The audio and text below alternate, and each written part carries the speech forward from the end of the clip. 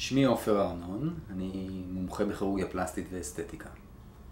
האף, מעצם מיקומו המרכזי בפנים, כשהוא טבעי ותקין, לא רואים אותו.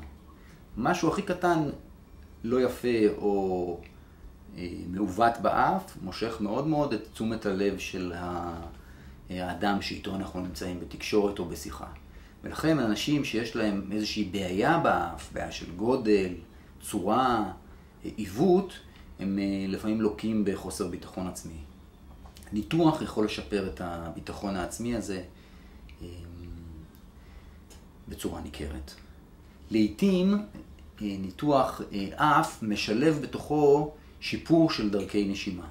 לכן אם מישהו יש לו גם בעיה אסתטית וגם בעיה בדרכי הנשימה, ההמלצה היא לבצע את שני הניתוחים האלה יחדיו.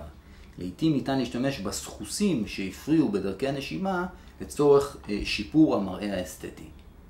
ניתוח אף נחשב לניתוח הקשה ביותר בכירורגיה פלסטית. הרבה רופאים נמנעים מלבצע אותו. אני עצמי מבצע את הניתוח הזה, בגלל שאני מבצע גם הרבה ניתוחים של כריתות של סרטני עור בפנים. אני יודע לשחזר את האף כאשר יש צורך. לכן אני מבצע גם את הניתוחים האסתטיים האלה יחד עם שיפור דרכי הנשימה. אני מזמין את מי שמעוניין להיפגש איתי, ליצור קשר.